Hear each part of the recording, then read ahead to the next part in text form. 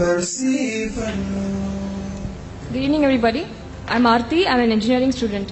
I believe that most religions are just a set of beliefs.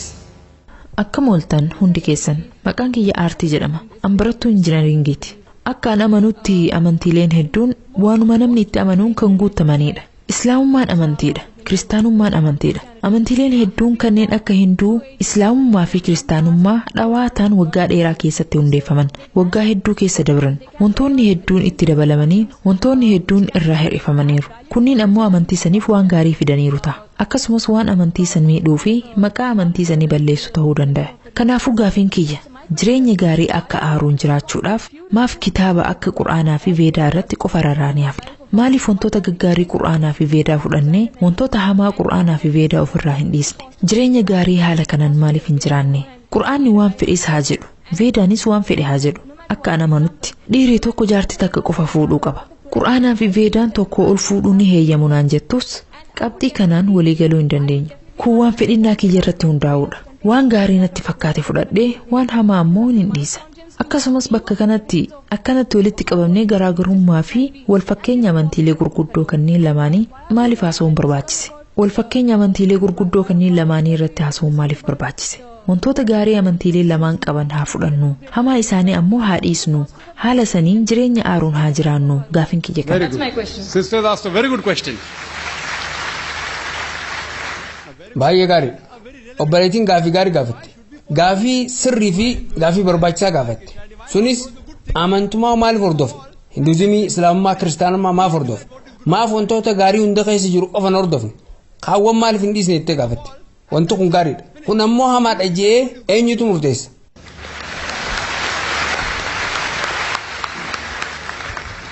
Fakkeenyaaf Ameerikaa keessatti gurdii gabaabaa yookaan iskartii fi boggee yookaan qumxaa uffachuun baramaadha. Aadaa isaaniiti. Isaaniif gurdii fi banxoola godhachuun hayaa qabaachuudha.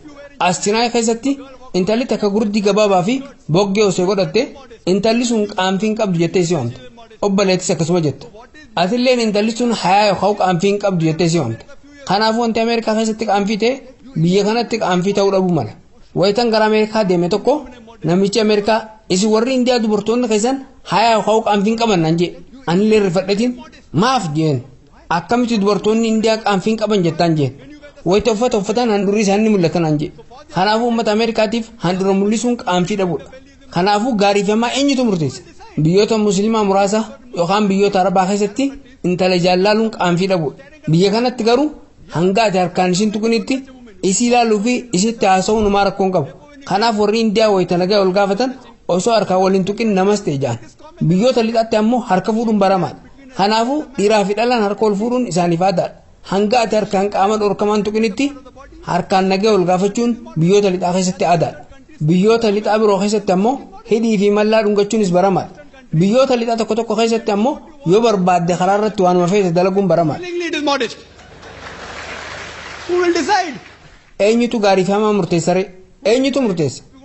Gara Ameerikaa yoo deemte qarqara bishaanii yookaan biish qaama qullaa irratti bashannanantu jira. Gaazexaa Times of India irratti akka dubbisetti doonii Niwul Cruise jedhamtutu jira. Warri doonii san yaabbatu hundi uffata ofirraa hin qaban. Isaaniif sun aadaadha. Eenyutu murteessa? Wanti ani si gaafadhu gaarii fi hamaa eenyutu adda baasee nuuf hima? Obbali qaamni waan gaarii fi hamaa nu murteessu uumaa keenya. Hunda keessaa isa irra gaarii ta'e haa filannu yoo ta'e anis si waliin jira. Obbali dubbii ta'eetii walii gala. Wantoota gaggaarii amantii hunda keessa jiru filadhu. Anis kanuma dalagutti jira. An Veedaa keessaa waan gaarii ta'e filataara.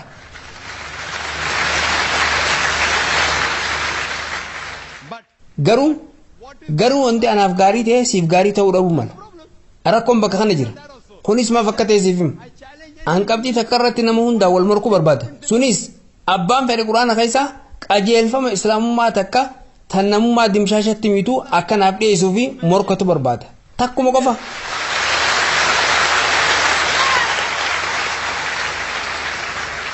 An musliimoota biroo bakka bu'ee yaada kana dhiyeessaan jiru. Ammatuma kiyya gilootiin jala kaayuuf jira. Namnummaan fedhe dhufee naanaa morku. Ayyen qabxiileen muraasni kan namoonni musliiman ta'in dogongora jaanii yaadan jiraachuu malu. Fakkeenyaaf obboleettiin gaaffii gaafatte dhiirri tokko haadha warraa takka ol fuudhuu isaa ni balaaleffatti. Inshaallah qabxii kana irraa dubbadha. Eega deebisaa si kenneen booda inshaallatis walii galta. Fakkeenyaaf lama ida'uu lama meeqa akka ta'e yoo hin beekne yoo gaafatte deebisii kenna. Eega deebisa argatteen booda walii galta. Kanaafuu obbalii wanti godhuu qabdu qabxiin ati walii hin galle yoo jiraate gara maayikii dhiyaattee gaafachuudha. Inshaallah beekumsa rabbi naa kenne xiqqoo tanaan deebisaa siif kennuuf yaala. Veedaan haadha warraa takkaa ol fuudhuu ni dandeessee jira. Macaafni kiristaanotaattis akkasuma jira. Quraannis akkasuma jira. Ati ammoo kitaabban kanneen hundatti namantu. Homaa rakkoo hin qabu. Kanaafuu loojikii naasoynu. Obbalii uumamaan dhiiraa fi dhalaan lakkoofsaan walqixa taanee akka dhalatan beektaa? Dhiiraa fi dhalaan wayita dhalatan lakkoofsi isaanii walqixa. Garuu dooktorra daa'immanii osoo gaafatte dooktorri sun ijoolleen dubaraa ijoollee dhiiraa caalaa dhukkubaa fi jarmii ofirraa ittisuu danda'an jedhee sitti hima. Kanaafuu umrii daa'imummaa irratti dubartoota caalaa ijoollee dhiiraatu du'a. Umrii ijoollummaa sanitti lakkoofsi shamarranii lakkoofsa dhiiraa ni caala. Adaduma umriin isaanii dabalaa deemuun sababa tamboo xuuxuutiin, sababa farshootiin, sababa balaa garaagaraatiin, sababa waraanaatiin dhiirri hedduu dhalaa caalaa du'u. Kanaafuu har'aan tana dhiiraa fi dhalaa wayita wal bira qabnu dubartoonni warra dhiiraa miliyoona hedduun caalu. Biyyoota muraasa biyyoota akka Indiyaa keessa lakkoofsi dhiiraa lakkoofsa dubartootaa ni caala. Maaf akka ta'e beektaa? Sababni isaa dubartoota ajjeesuu waan heddummaatuuf. Akka gabaastuu BBC gaazexeessituu Emily Bekenitti sagantaalee tardaa ijaamurratti akka dhiyaatetti Indiyaa keessatti guyya guyyaan dubartoonni 3,000 ol ta'an ulfi isaanii dhalaa ta'uu eega beekaniin booda ulfa ofirraa baasu.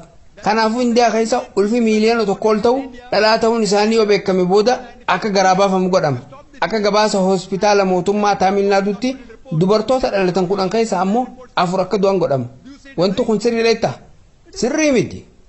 Dalagaa fokkotaa akkanaa kana yoo dhaabsistan Indiyaa keessattis lakkoofsi dubartootaa lakkoofsa warra dhiiraa ni caala.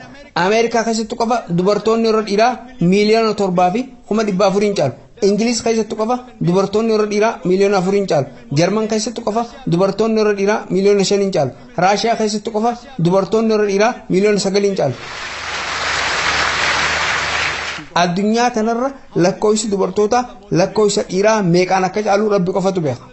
Obbalii gaaffii fakkeenyaa takka si gaafadhu. Fakkeenyaaf obboleettiin tiyya Ameerikaa keessa jiraattaa jennu yookaan obboleettiin ta'e Ameerikaa keessa jiraattaa jennu dhiirri hundi waa'ee jireenyaa isaaf taatu argatee martuu wal fuudhee jiraa jennu. Ta'ullee dubartoonni miliyoona 7 fi 400,000 ta'an kan waa'ee jireenyaa argachuu hin dandeenyetu jiru.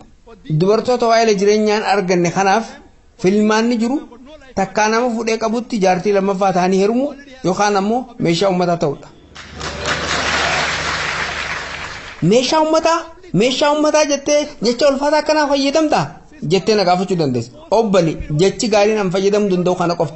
Jechi biraa gaariin kan fayyadamuu danda'u hin jiru.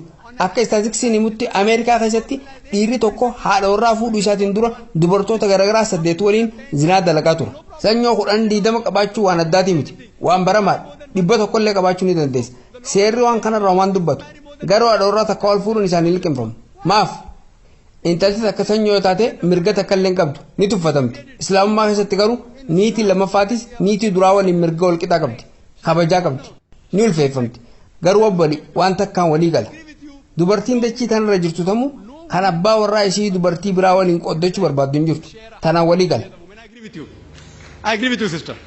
But garuu shari'aan islaamummaa rakkoo guddaa hambisuudhaaf xiqqoo haa rakkannu jechuun barsiisa.